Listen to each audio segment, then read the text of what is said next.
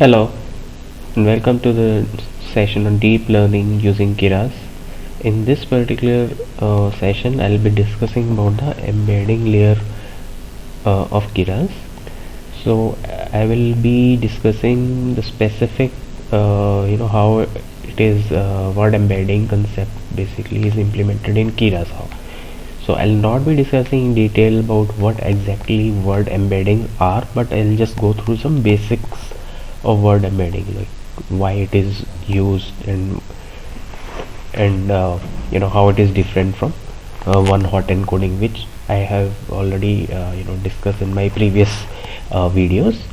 Okay, so again, just like one hot encoding, this is also a technique to associate a vector with a word. Okay, and in one hot encoding, there like the vectors are very large, and actually size of or the dimensionality of the vectors is same as that of the vocabulary size, right? So and another thing that in one hot encoding, the vectors were very sparse. All the values except for one place, all the values are 0, right? And but here in word embeddings, these vectors are low dimensional, right?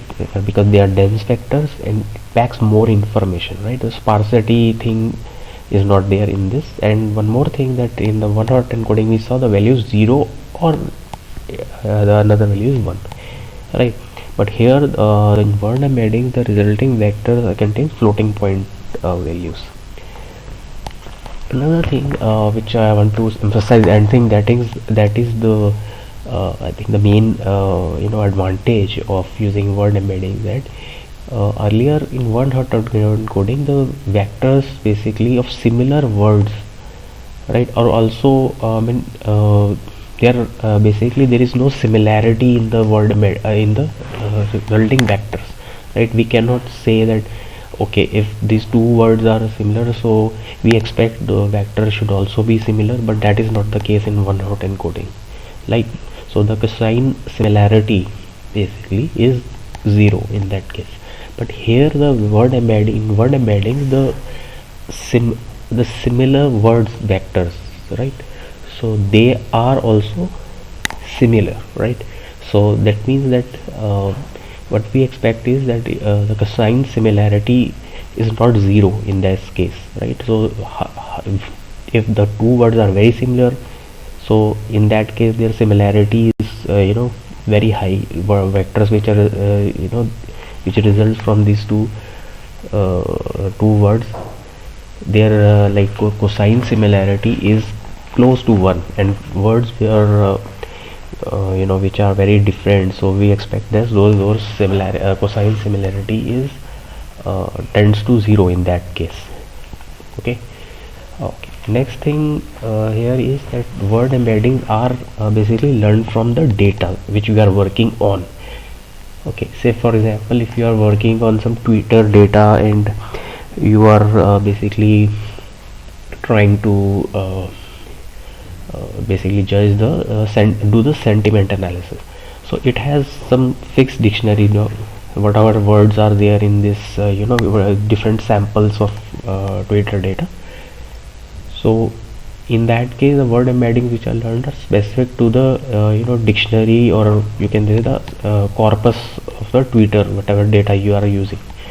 And in the same way, if you are using IMDb reviews data, so again the word embeddings which you learn in that case are specific to the samples which you are taking in that case, in IMDb case. Now okay, so the next thing is that how it is done in Keras.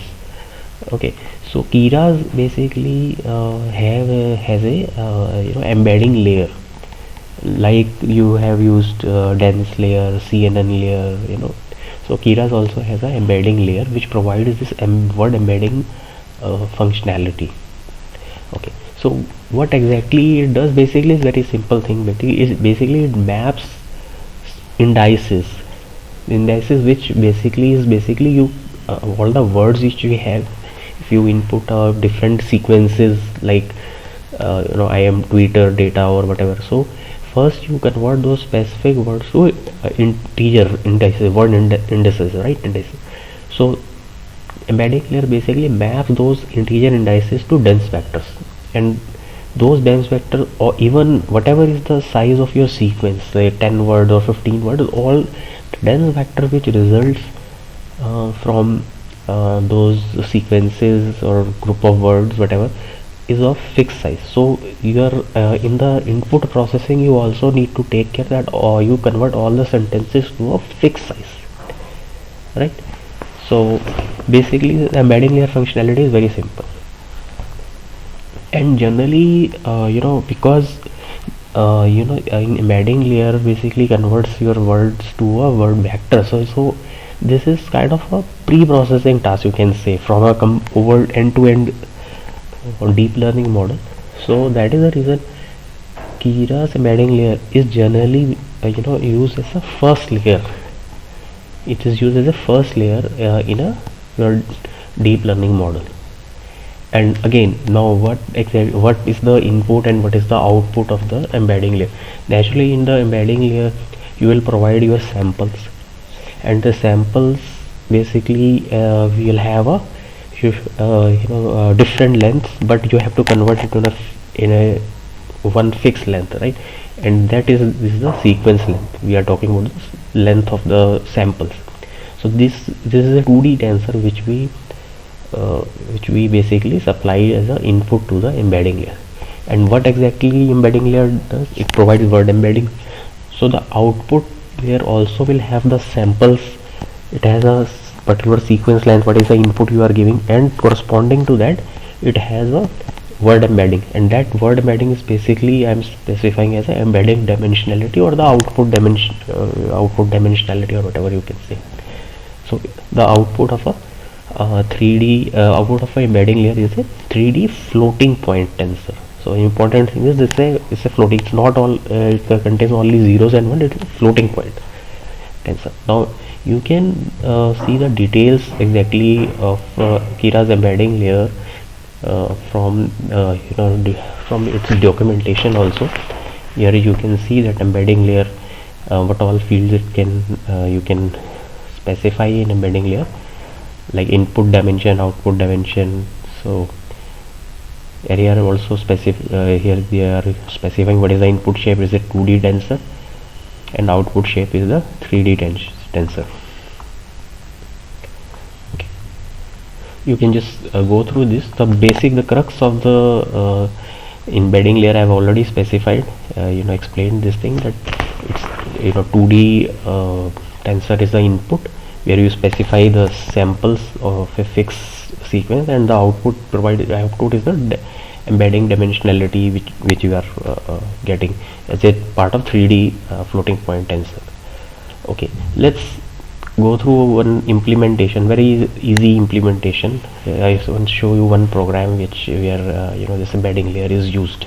Okay, I will be using Google Colab. I've already created one small program. I'll explain step by step what all I am doing in this particular program. Okay, first I will start with the environment where what I am using, like the Python version, the TensorFlow version, and the Keras version. What version I am using basically in this program. Okay, just execute this thing. It will show the Python version I am using. Okay, just it is connecting to the runtime. Just and also just check it is connected to the GPU. Okay, just a minute.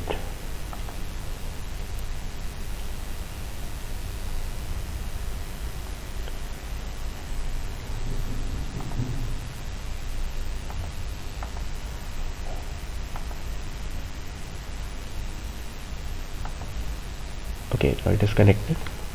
Okay, let's see.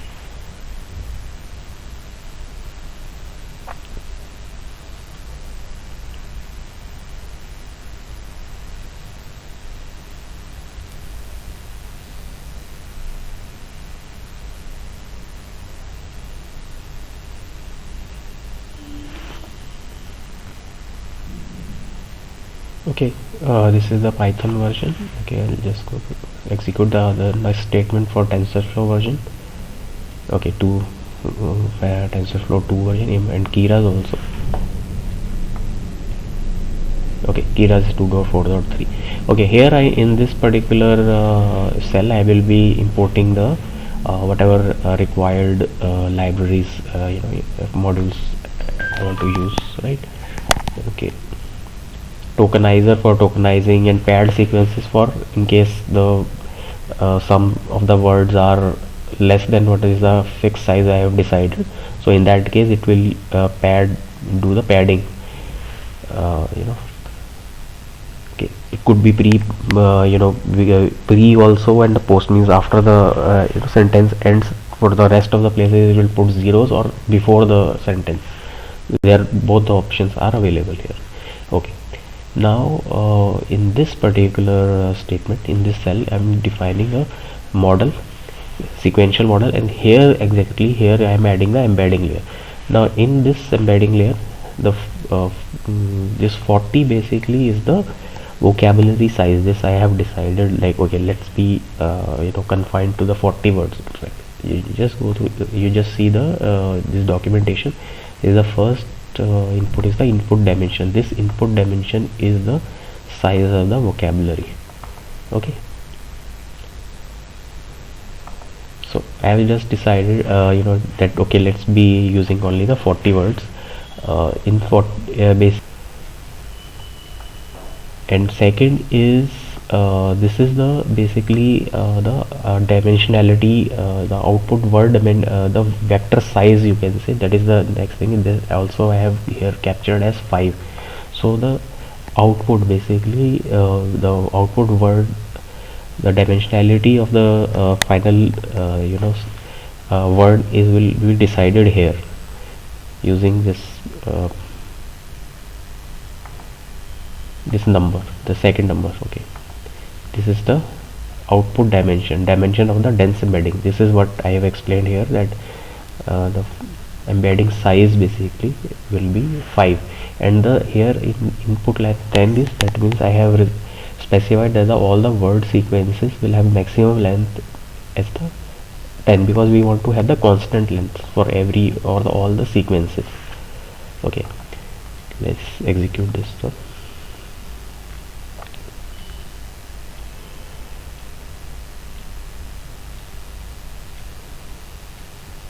Okay, now here I have this specified the embedding layer, that it will be like 40 the vocabulary size, 5 will be the output dimension, that is the whatever the your word embedding size, the vector size which will it will return, and the input length. Now when you specify this embedding layer, at that time all these vectors which will be generated based on your input data, initially those vectors will be you know specify will be provided some random values. So if you print the your get weights, if you specify here, so it will show the initial random weight for all the vectors, for the entire vocabulary. So what it means is that here if you print the get weights for this particular model, so for 40 vectors will be provided, and 40 vectors, right? Because every vector this is the vocabulary. So for 40 words, so there will be 40 vectors, and the length will be of the length will be 5. There will be the output dimensionality is 5. Okay,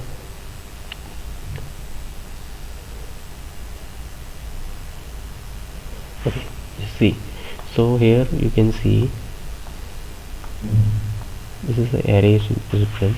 So you can just count 1 2 3 4 5. So this is the first vector of output dimensionality 5, that is the word embedding size, and here it will be 40 vectors, such kind of vectors will be returned.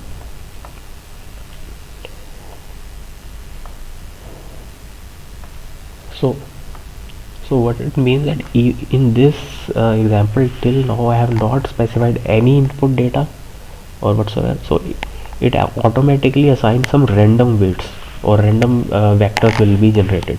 Now you can basically specify your data. Now data could be any your Twitter data or anything, and you just train your model on that particular data, so that in the and you run for some epochs, and in that case these word embeddings will no longer will be a random values. So what it means is that similar words will be like have similar kind of word embeddings and all that. So that is the next, but for that you will have to provide the data. Now in this case, okay, I'll just print the model summary also.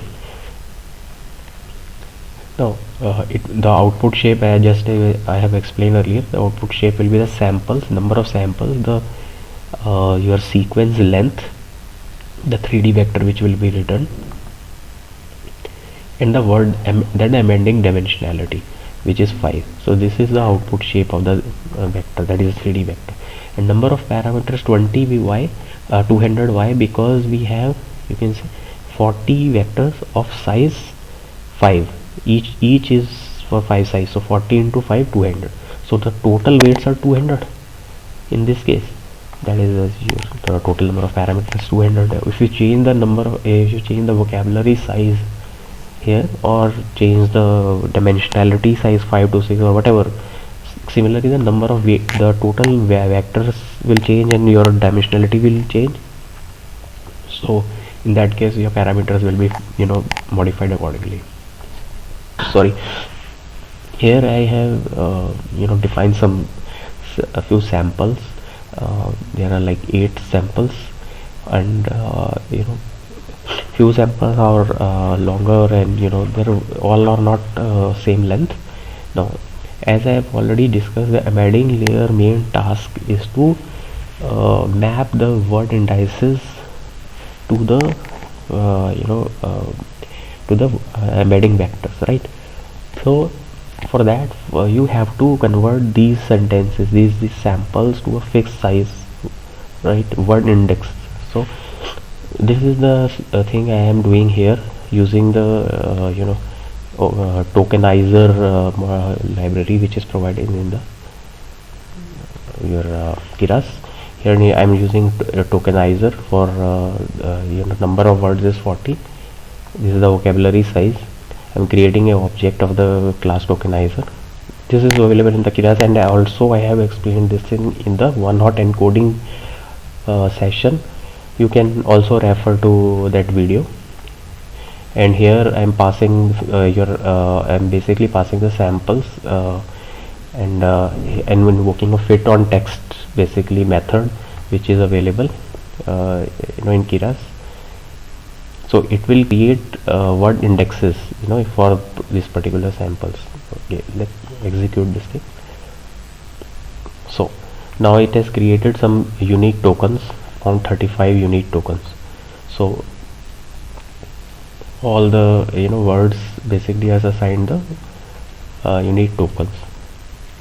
Now I'm creating a sequence sets basically, because we have different sequences. So let's encode this thing, our sequences, with these unique tokens. So now I'll got this 8 sequences. Now some sequences are have 6 words or 5 words. So let's do the padding, and padding is post. This means that if the word is less than 10, which I have specified, then the the remaining positions will be given 0 padding. Let's see, and this is the data. Okay, so now this is our final data, and this I can very easily this we can pass this data to the embedding layer. Now just in the last step I am doing what I am doing is that I am compiling this particular embedding model which we have created here. Just a minute. Okay, can see this model, embedding model is which we have created. Now I'm just compiling this thing, and now I'm predicting the data. Now I'm passing the data to this and seeing the what is the output array which what we are getting and the shape. Okay, I'm just printing these values. Okay, now you can see that because we have eight samples, so the final word embeddings what will for each of these samples will get a word embedding. So there are eight. You can see that for each of these sequence we got word indices, and in each of this sample we have like 10 words, so we will be having 10 vectors for each of these samples because there are 10 words. 1 2 3 4 5 6 7 8 9 10. Few words which has less than 10 words, padding will be given. So like in the first sentence, last four basically are zeros, right? So you expect that all those vectors, which word embedding vectors, will be of same type. All the values will be same, which you can see here. So 0 for the last four places, all zeros, so all four vectors are same. Now how these values are here displayed, because initially you can see word embeddings which we have got. So the value which starts with 0, for value 0, what is the vector? This is the vector, so this will be placed here, encoded here. And for one word 1, for index 1, this is the vector. For 2, 4, similarly you can just count. So this it will be replaced with this particular values. So there are 10 vectors for each sentence, each sample.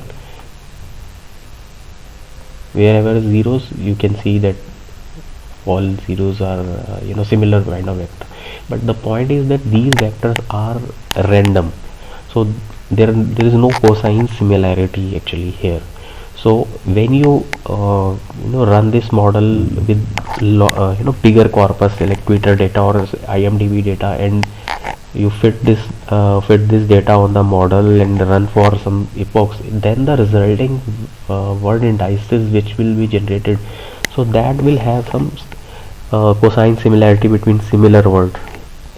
So because that is a real embedding there, which you can use for the later processing, like for RN or other LSTM layers also. Here it is all random value because it has done the mapping.